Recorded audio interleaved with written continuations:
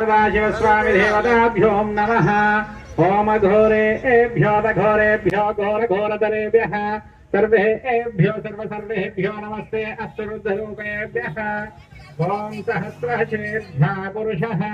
सहस्राक्षः सहस्रपादोः स भूमिं विश्वधो वृत्वा अत्यतिष्ठद्दशाङ्गुलम् पुरुष एवेदघुं सर्वं यद्भूतं यच्च भव्यम्